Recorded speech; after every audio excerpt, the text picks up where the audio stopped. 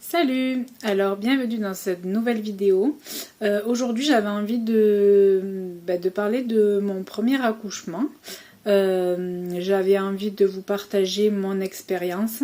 Voilà, donc je vais faire un petit soin de la peau, je vais nettoyer le visage, me faire un masque, un gommage.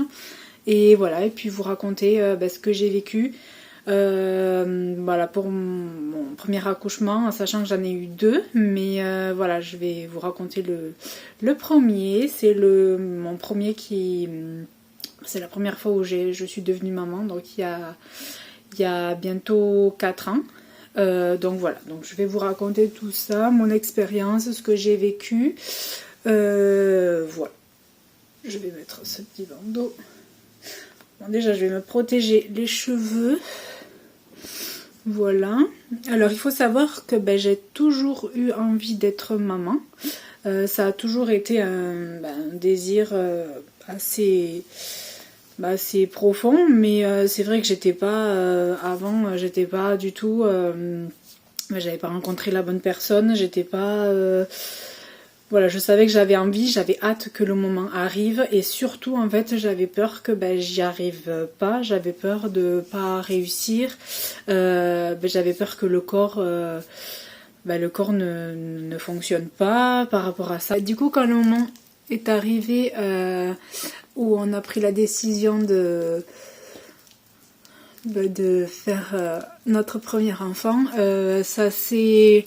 Donc moi j'étais sous stérilet, donc j'ai pris rendez-vous chez le gynécologue pour me faire enlever le stérilet et je suis finalement tombée enceinte très très vite. Du coup toutes mes craintes du fait que j'ai pas, je pouvais pas en avoir, donc ça s'est vite enlevé. Parce que du coup je suis tombée enceinte très vite. La grossesse s'est plutôt bien passée. Donc en fait quand je l'ai su, j'ai attendu vraiment le retard de mes premières de mes règles en fait. Je me sentais assez fatiguée mais j'avais pas du tout, voilà, je pensais pas du tout à ça quoi. Et donc un jour de retard, 2 jours de retard, je me suis dit bon c'est bizarre. J'espérais vraiment que c'était ça quoi. Mais en fait à chaque fois que j'avais un jour qui était passé, en fait j'avais peur que le lendemain ça arrivait et d'être déçue. Donc au bout de 2 jours il me semble, j'ai fait un test de grossesse qui a été positif et c'est vrai que j'y croyais tellement pas que j'en ai fait au moins 3 peut-être 2 dans la même... un le soir, j'en ai fait un autre le lendemain, enfin j'en ai fait 3 je crois, bon, voilà, pour être vraiment sûre. Donc là en fait je n'ai pas fait de prise de sang, je suis directement allée voir la gynécologue qui me suivait. Et voilà, donc tout s'est très très bien passé. La première grossesse, j'ai pas du tout eu j'ai pas été malade. J'ai pas eu de nausées, rien de tout ça. J'avais alors un peu mal au ventre. Alors comme alors à cette époque-là, j'étais coiffeuse dans un salon de coiffure. Du coup, j'avais demandé assez tôt, au bout de 4 mois de grossesse, un mi-temps thérapeutique. Donc je travaille que le matin. Et l'après-midi, je me reposais. Voilà, ça m'allait quand même bien parce que ça me permettait de pouvoir me reposer. Et puis c'était aussi c'était juste après le Covid, donc c'était en 2021 et on avait encore les masques, donc voilà, pour la sécurité j'ai préféré faire un mi-temps. Ensuite, donc ça je l'ai su donc j'ai enlevé le stérilet au mois de janvier, début janvier. Au mois de mars, le 5 mars, j'ai su que j'étais enceinte. Et donc j'ai travaillé à mi-temps jusqu'à... C'était au mois d'août. Alors j'ai eu mes vacances début août. Elle fermait, ma patronne a fermé 3 semaines début août. Et en fait, à partir du 20 août, au lieu de reprendre, bah, du coup je me suis directement arrêtée. Il me semble que je me suis mise directement en congé, un congé maternité. Je pense que c'est là où ça a commencé. Puis il faut savoir qu'en fait quand je l'ai su, j'étais tellement contente. J'étais tellement, je me dis ça, c'est vraiment la grossesse que j'attendais depuis toujours en fait. Qu'en fait j'avais vraiment envie de me concentrer sur moi, de vraiment profiter et pas penser. C'est vrai que j'ai toujours travaillé depuis toute jeune, hein, depuis que j'ai 16 ans, j'ai commencé à travailler. Bon, puis je me suis dit là, franchement, j'ai rarement été malade ou quoi que ce soit. Là, j'avais vraiment envie de prendre du temps pour moi, pour ma grossesse, m'écouter vraiment, me reposer le plus possible. Et voilà, donc c'est ce que j'ai fait, mais alors il s'est passé aussi un événement assez particulier pendant cette grossesse. C'est que en fait mon papa il était malade, donc on lui a découvert un cancer en 2019 et donc il s'est battu jusque toutes ces années en fait pendant 2 ans. Et puis il faut savoir que au mois d'août, quand j'étais enceinte de 7 mois, j'ai su que c'était la fin de sa vie, qu'il lui est resté. En fait, il a été à l'hôpital et quand il a décidé de rentrer à la maison, c'était parce que il savait que il n'y avait plus rien à faire et que il voulait terminer la fin de sa vie à la maison. Donc franchement j'ai vraiment passé cette fin de grossesse assez difficile. J'ai beaucoup pleuré. Quand il était à la maison, moi j'étais enceinte du coup de 6 mois. C'était au mois d'août. Et j'allais le voir pratiquement tous les jours. Heureusement que je travaillais plus franchement parce que j'aurais pas pu l'accompagner comme je l'ai fait quoi. Donc toute la semaine j'étais avec lui et ensuite le week-end je rentrais quand même un peu pour m'occuper de l'arrivée du petit, de m'occuper de ranger sa chambre, faire les machines et tout ça. Mais c'est vrai que ça a été très très compliqué. Je me suis pas trop focalisée sur ma grossesse à ce moment-là. Donc voilà, j'étais tout le temps avec lui. Du coup, au mois de septembre, le 3 septembre, j'y suis allée toute la semaine. J'étais avec lui du lundi jusqu'au jeudi. Donc j'étais vraiment à ses côtés, tout ça. Et le vendredi, donc moi je suis rentrée le jeudi soir parce que j'avais quand même besoin de rentrer un petit peu à la maison et voilà. Puis je me suis dit je n'étais pas convaincue vraiment quand je lui ai dit au revoir, mais je lui ai dit à la semaine prochaine je reviendrai, tout ça. Et en fait il est parti le vendredi le 3 septembre dans l'après-midi. Et là franchement ça a été la descente aux enfers quoi, parce que ça a été très très très très compliqué à gérer. J'ai beaucoup pleuré. Donc après ce qui en est suivi c'était les obsèques, préparation. Alors avant, comme on savait que c'était la fin de sa vie, on commençait à préparer les musiques pour ses obsèques et tout ça. Donc là déjà ça a été compliqué. C'était l'été, donc juillet, septembre, je commençais à avoir les jambes gonflées, tout ça. Enfin, ça a été très compliqué. Puis je prenais pas trop soin de moi à ce moment-là, quoi. Donc ça a été Donc il s'est passé les obsèques. Là, j'ai énormément pleuré. J'ai énormément pleuré et du coup quand il y a eu on l'a amené donc au crématorium et quand on a fait la cérémonie, j'avais une douleur au niveau du ventre tellement que je pleurais, j'avais comme de l'électricité dans le ventre. Donc voilà, après j'ai été très très soutenue, mais voilà, c'est vrai que ce qui me faisait le plus mal c'est que il soit de savoir qu'il ne verra jamais mon fils quoi. Et ça, c'était le plus dur parce que je me disais, je construis la vie et je perds mon père. Donc c'était très très compliqué. Quand j'ai fait les séances aussi d'accouchement, qu'on appelle ça les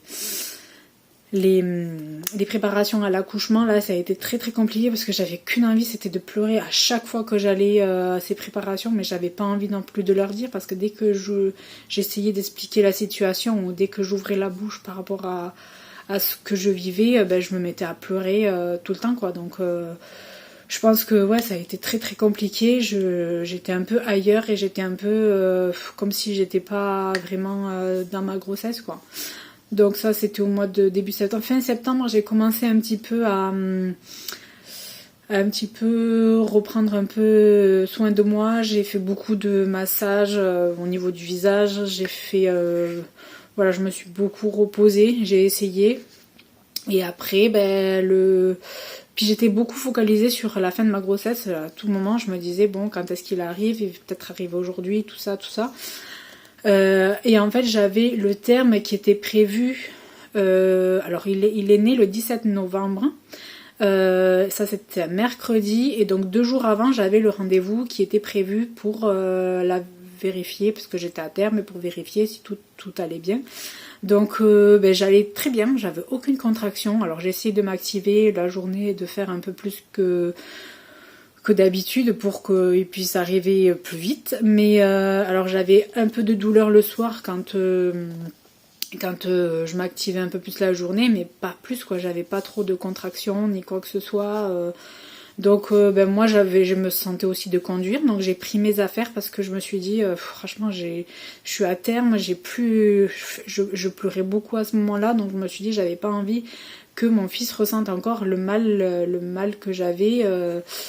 Du décès de mon père, voilà, il fallait vraiment qu'il arrive là parce que j'avais pas envie de pleurer encore plus alors qu'il était dans mon ventre et qu'il était susceptible de ressentir tout ce que je pouvais ressentir quoi.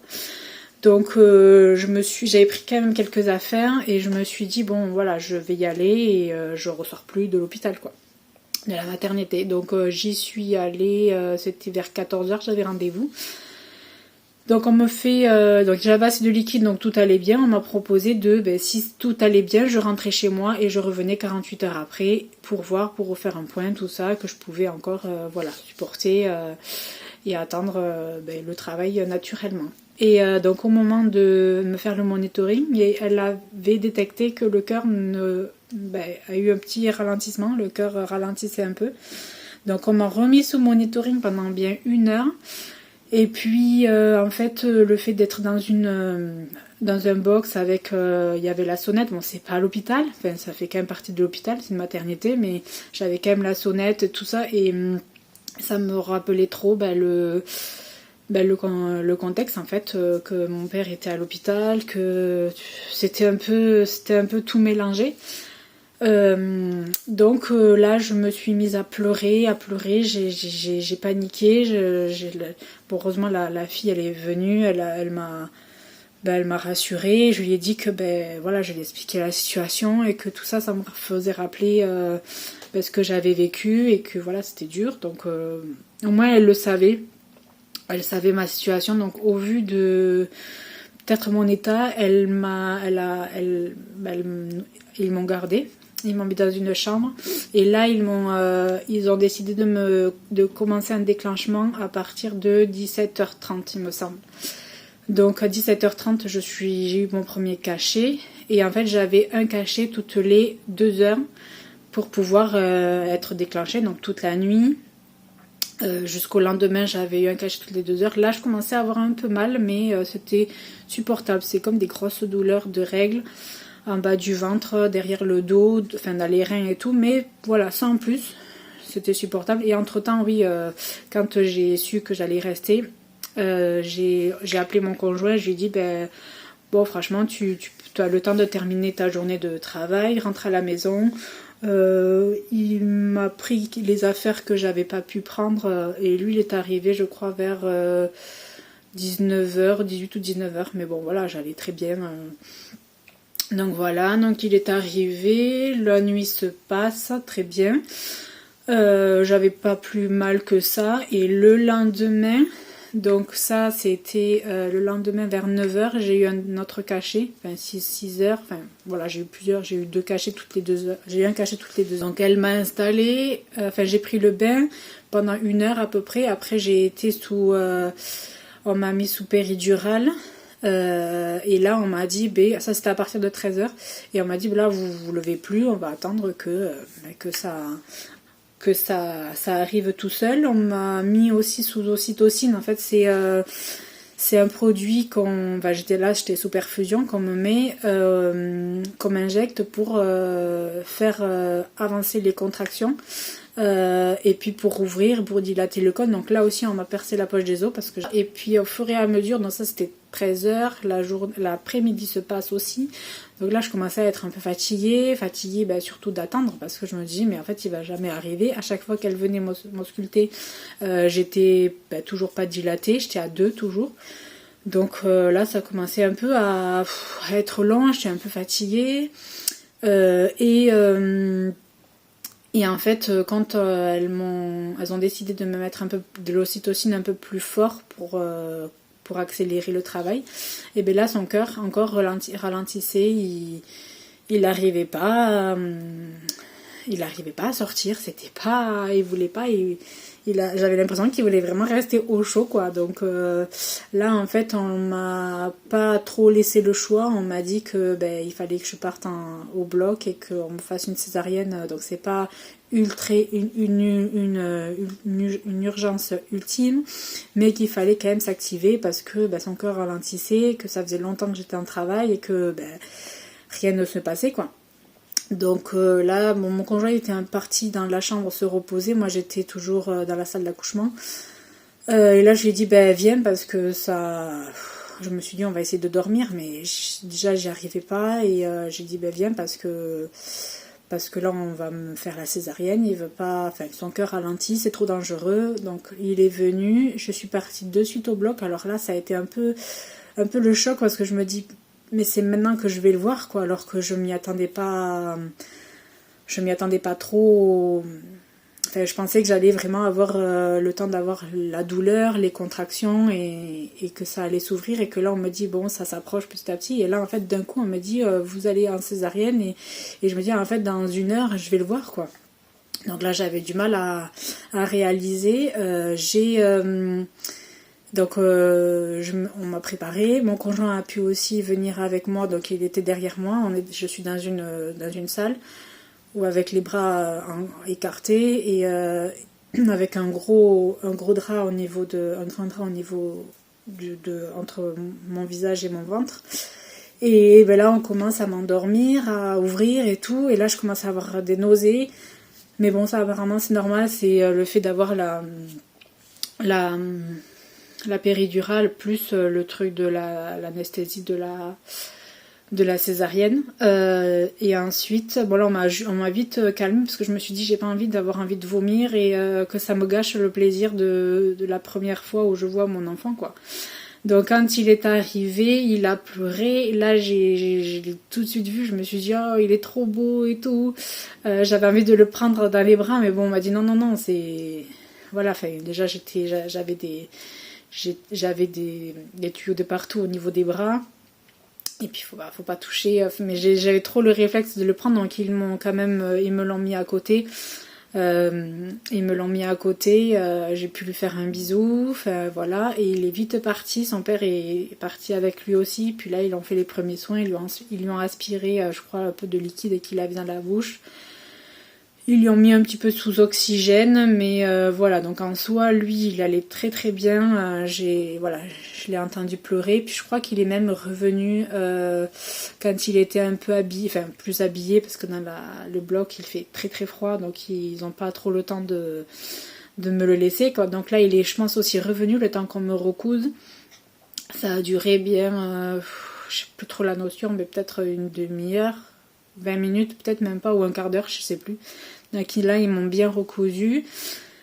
Et puis, quand je suis partie en salle de réveil, en fait, j'ai j'ai tremblé de tout mon corps, j'ai eu super froid et là je suis partie un peu en coma en fait, hein. J'étais, enfin pas en coma, je dirais pas ça, mais j'étais, je suis partie, je me suis endormie, j'étais vraiment à plat et en fait j'étais tellement mal, c'était tellement fort, je pense les cachets ou la péridurale de la césarienne était tellement forte, ou alors il y avait aussi le travail, tout le travail que j'avais avant, le déclenchement des cachets, l'ocytocine, tout ça, j'avais beaucoup, peut-être trop de produits.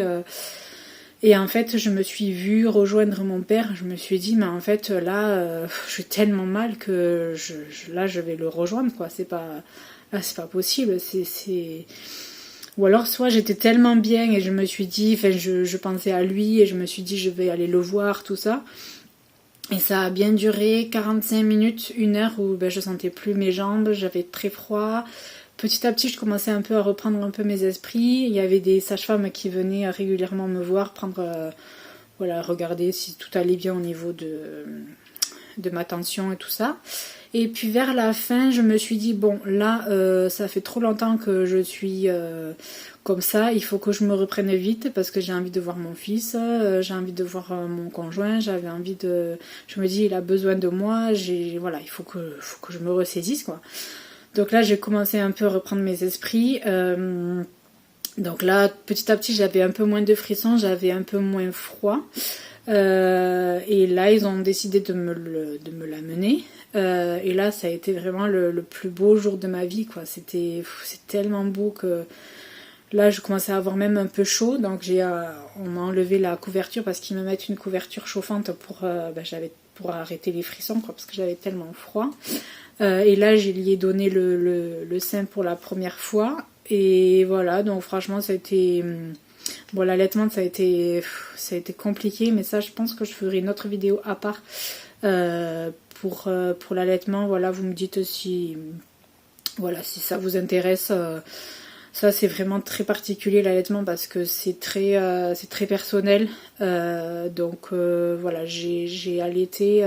Donc, je voulais vraiment en fait qu'il ait le premier je sais pas comment on appelle ça, le colostrum, je pense que c'est ça. C'est l'immunité pour le nourrisson en fait. Donc je voulais vraiment qu'il ait ça et je me suis dit bon, si j'y arrive je continue, si j'y arrive pas tant pis.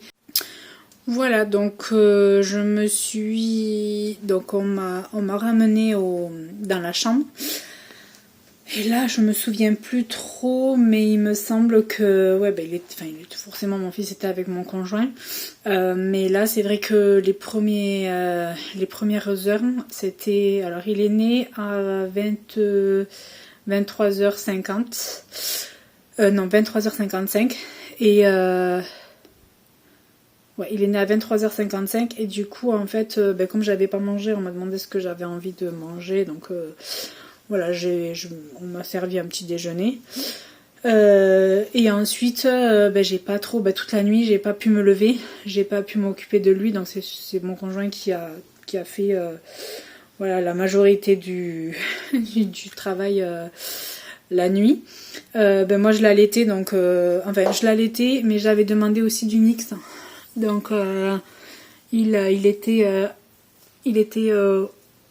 je l'allaitais et puis de temps en temps il prenait le biberon, mais je crois que toute la nuit c'est ce qu'il faisait parce que comme j'étais pas bien, j'étais pas réveillée, du coup voilà, il dormait quand même pas mal.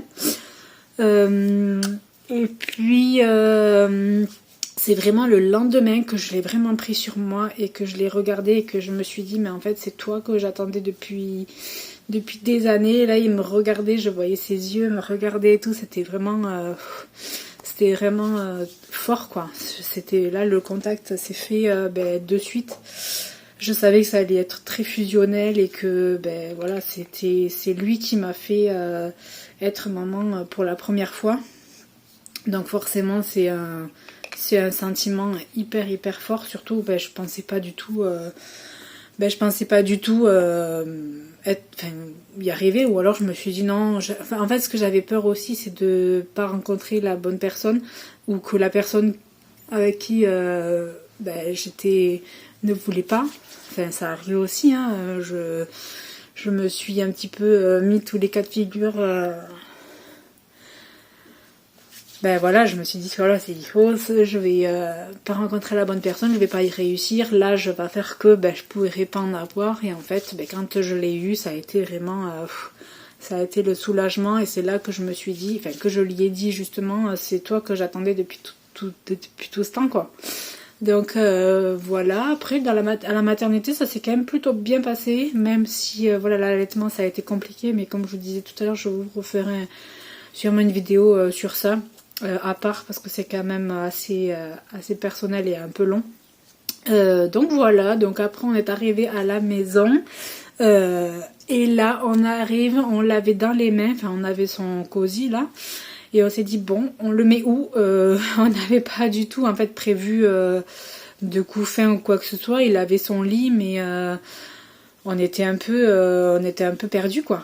C'est vrai que quand c'est un premier et que on n'est pas habitué, donc là après on lui avait préparé un couffin avec voilà bien douillé parce qu'en plus c'était en mois de novembre, il faisait un peu froid donc voilà on l'avait quand même bien bien sécurisé pour qu'il ait bien chaud.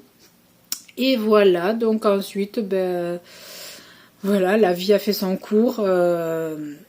Voilà, les nuits ont été quand même assez bien. Il a fait ses nuits à partir de 2 mois. Ça a été un bébé qui a pas trop pleuré. Alors je me dis, est-ce que c'est le fait de mon deuil? Ça a été un bébé très très cool. Voilà, je me dis peut-être que le fait qu'il ait ressenti ça dans mon ventre, que j'ai perdu mon père, il m'a senti peut-être triste. Il a dû peut-être, voilà... Il a voulu être cool dès le début, donc peut-être que c'est vraiment la coïncidence, mais voilà. Et aussi, je me dis le fait que il n'est pas sorti naturellement, il n'a pas voulu, le travail ne s'est pas fait. Je me dis ça, c'est le fait que j'ai eu ce deuil aussi, la perte de mon père. Je me dis peut-être que mon corps n'était vraiment pas apte à l'accueillir naturellement. Hein. Peut-être que je me suis fermée. Dû à mon chagrin et mon deuil, donc voilà, je me dis que c'était peut-être ça, mais bon en fin de compte je me dis peu importe que ce soit césarienne naturellement tant que il soit en bonne santé et que moi je suis aussi en bonne santé, j'ai très bien récupéré. Ça a été quand même long, ça a été compliqué parce que en fait quand on sort d'une césarienne c'est dur. Et en fait, j'avais l'impression que j'avais un bus qui m'était passé dessus, quoi. Il faut quand même évacuer tout le produit qu'on a dans le corps. La césarienne, ça fait quand même assez mal. Donc là, moi, j'ai eu des points qui sont partis tout seuls. Donc, en soi, voilà, ça allait, mais je pouvais pas trop me baisser. Je pouvais pas trop la toucher, je pouvais pas trop marcher droit au début. Et puis après, au fur et à mesure, ça va mieux. Mais c'est vrai qu'au début, j'avais mal partout. Et puis il faut s'occuper du petit, donc ça c'est un peu c'est un peu compliqué quoi. Voilà, de devoir se lever la nuit, d'être un peu au top avec une telle opération. Mais voilà, donc là quand je vous fais la vidéo, quand je vais sortir cette vidéo, ça sera le jour de son anniversaire. Donc c'est le 17 novembre et voilà, donc là aujourd'hui il a 4 ans. Donc voilà, c'est un petit garçon plein de vie, je suis très très fusionnelle avec lui. Et voilà, donc j'espère que cette vidéo vous aura plu. Alors il faut savoir que j'ai eu un deuxième accouchement et si cette vidéo elle a plu, je vous raconterai comment s'est passé mon deuxième accouchement, en sachant que ça a été complètement différent. Et comme là, je pense que si ça a plu, cette vidéo a plu, je vais attendre, je pense, son anniversaire.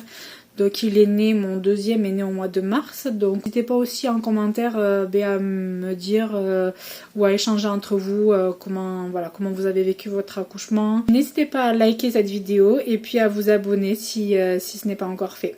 À la prochaine pour une prochaine vidéo. Bye!